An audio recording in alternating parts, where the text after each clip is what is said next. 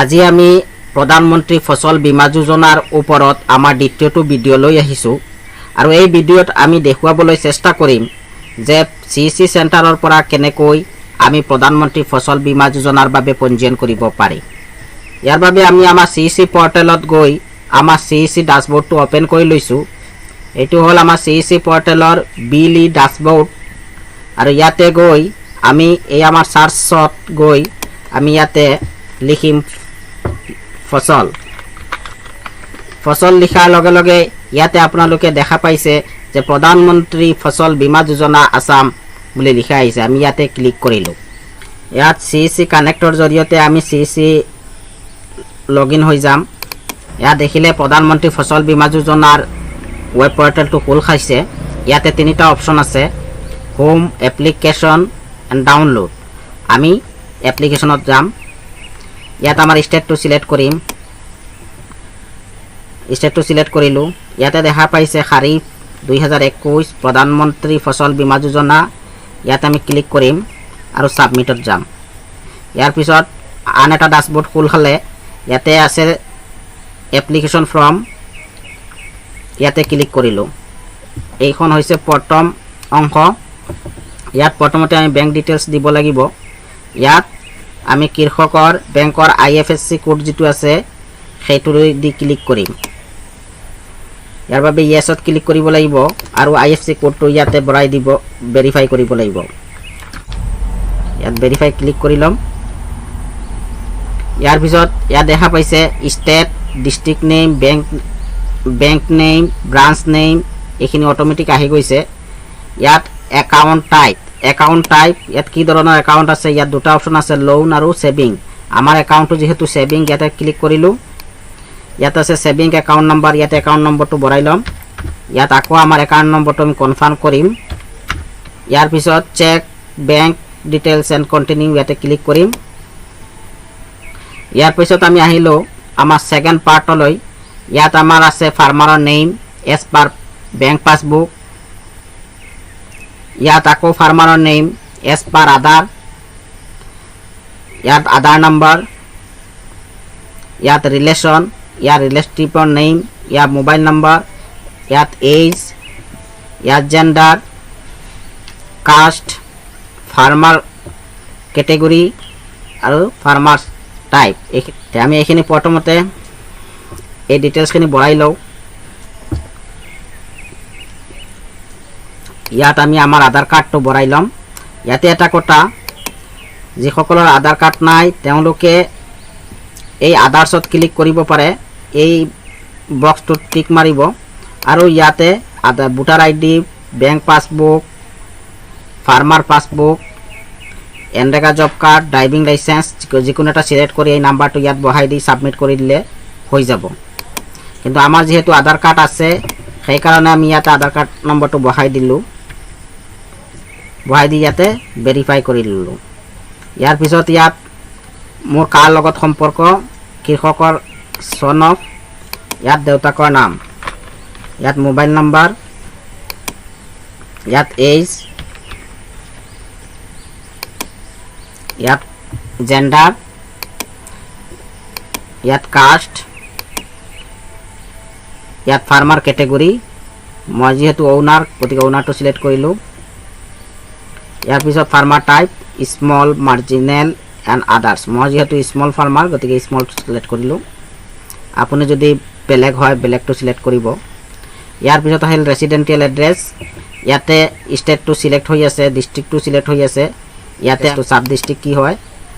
ইয়াৰ পিছত ইয়াত village নেমটো select কৰিম। ইয়াৰ পিছত ইয়াত পিন কোড। ইয়াৰ পিছত আহিল এড্ৰেছ। এইটো মণ্ডেটৰী নহয়, এইখিনি ওপৰতে লিখা আছে। যদি বিচাৰে আপুনি আকৌ ভৰাই দিব, মই বিচৰা নাই। ইয়াৰ পিছত নমিনি ডিটেইলছ নট মণ্ডেটৰী, তাৰমানে ইয়াত যদি আপুনি নমিনি ডিটেইলছ ভৰাব বিচাৰে ভৰাই দিব। মই বিচাৰিছো গতিকে ইয়াত টিক কৰিছো। ইয়াত নমিনি নেম, নমিনিৰ এজ, নমিনিৰ ৰিলেশ্যনশ্বিপ আৰু নমিনিৰ এড্ৰেছ এইখিনি ভৰাব লাগিব। মই সোনকালে এইখিনি ভৰাই লৈছো। ইয়াৰ পিছত আমি এই ডাটাখিনি ফিল আপ হৈ গ'ল। আমাৰ ইয়াৰ ফাৰ্ষ্ট পাৰ্ট আমাৰ এইটো কমপ্লিট ফিল আপ হৈ গ'ল।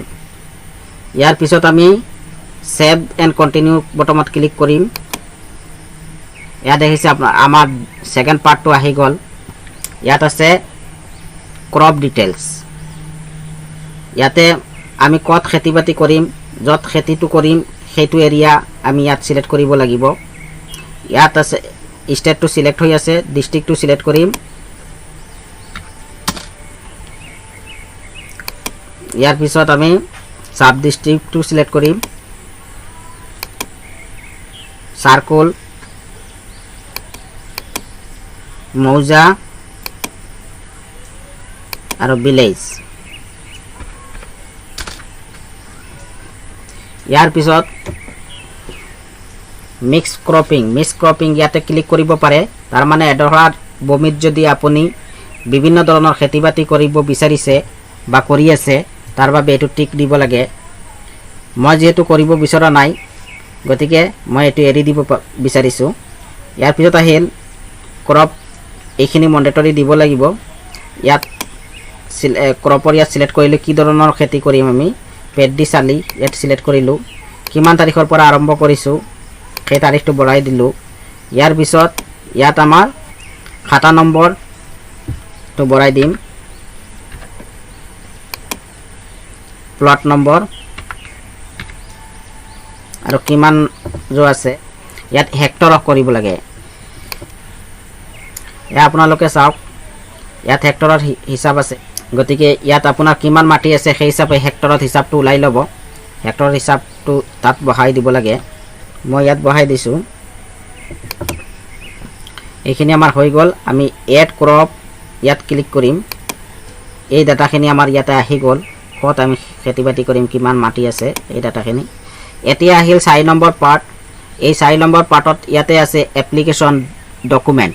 আমি ইয়াত আছে পাছবুক, ইয়াৰ পিছত লেণ্ড ৰেকৰ্ড।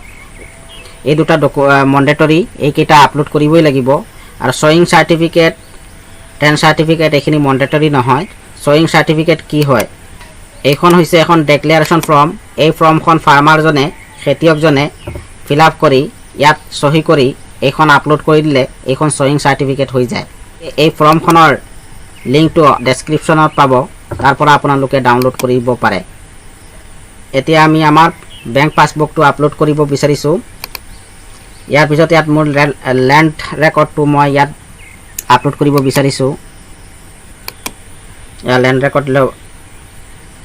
ইয়াৰ পিছত ইয়াত আপলোড বটমত ক্লিক কৰিম। ইয়াৰ পিছত মই এই শ্বয়িং চাৰ্টিফিকেট আৰু টেন চাৰ্টিফিকেট যিহেতু বাধ্যতামূলক নহয়, সেয়ে মই ইয়াক এৰি দিছোঁ। ইয়াৰ পিছত মই প্ৰিভিউ বটমত ক্লিক কৰিম। ইয়াত দেখা পাইছে মোৰ ডাটাখিনি, ইয়াত গোটেইখিনি ডাটা ঠিকেই আছে, গতিকে ইয়াত আমি ছাবমিট বটমত ক্লিক কৰিম। এয়া এখন মেছেজ বক্স ওলাই আহিছে। মই যিহেতু এতিয়া পে'মেণ্ট কৰিব বিচৰা নাই, সেইকাৰণে পে লেটাৰ এই বটমত ক্লিক কৰিম। এয়া দেখিছে মই যিহেতু পে'মেণ্ট কৰা নাই, গতিকে আনপেইড অপশ্যনটোত মই ক্লিক কৰিম। এয়া দেখা পাইছে মোৰ পলিচিটো হৈ গৈছে। আৰু যদি মই ইয়াক পে'মেণ্ট কৰিব বিচাৰোঁ তেনেহ'লে পে'মেণ্ট কৰিব পাৰিম। আপোনালোকে ইয়াতে গৈ মেক পে'মেণ্টত ক্লিক কৰি পে'মেণ্ট কৰিব পাৰে।